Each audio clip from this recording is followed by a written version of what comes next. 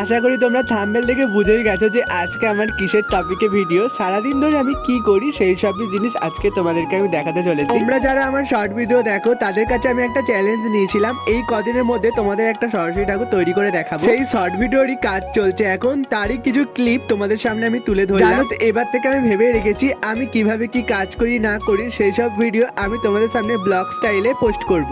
তোমরা যারা আমার শর্ট ভিডিও দেখো তো শর্ট ভিডিওতে আশা করি এইগুলো পোস্ট হয়ে গেছে, তোমরা দেখেও নিয়েছো হয়তো। তাও তোমাদেরকে আরেকবার আমি বলে দিচ্ছি, আমি 1 আঙুল বরাবর এই খড়টাকে বেঁধেছিলাম।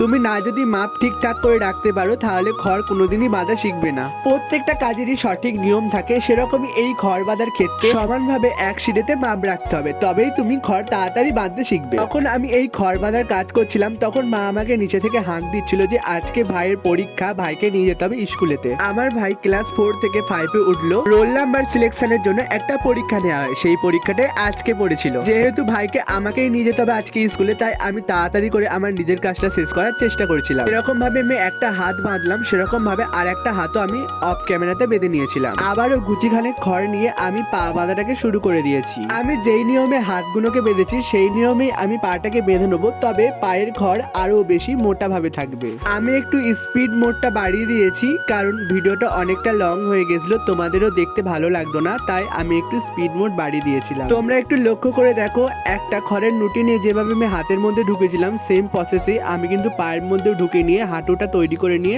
ভালো করে সুতো জড়িয়ে নিচ্ছিলাম। মোটামুটি আমার হাত পা রেডি হয়ে যাওয়ার পরে আমি ভাইকে নিয়ে রওনা দিয়েছিলাম স্কুলের উদ্দেশ্যে। জানো তো, এই স্কুলটাতে আমি নিজে পড়েছি, আবার আমার ভাই ক্লাস 5-এর জন্য এখানেতেই ভর্তি হয়েছে। দীর্ঘ 3-4 বছর পর যখন আমি স্কুলেতে এলাম তখন আমার শৈশব বেলার কথা খুব মনে পড়ছিল। ভাইয়ের পরীক্ষা দেওয়া হয়ে যাওয়ার পরে আবার আমি বাড়ির দিকে ফিরে যাচ্ছি। আশা করি যারা হাওড়া জেলা থেকে আমার ভিডিও দেখো তারা এই জায়গাটাকে ভালো করে চেনো। এই জায়গাটাকে অনেকে ফুলেশ্বর বাস স্ট্যান্ডও বলে, আবার উলুবেড়িয়া বাস স্ট্যান্ডও বলে। আমতা ও দক্ষিণেশ্বরের বাস ও নানা জায়গার বাস এখান থেকে প্রতিদিন ডেলি প্যাসেঞ্জারই যাতায়াত করে। বাড়িতে এসে আমার অনেক কাজ বাকি ছিল, সেই সব কাজগুলোই আমি কমপ্লিট করছি। যারা আমার শেষ পর্যন্ত ভিডিও দেখলে তারা আমার কমেন্ট বক্সে তাদের নামগুলো লিখে যাও, পরবর্তী ভিডিওতে নাম নেওয়ার চেষ্টা করো। সবাই ভালো থাকবে, রাধে রাধে।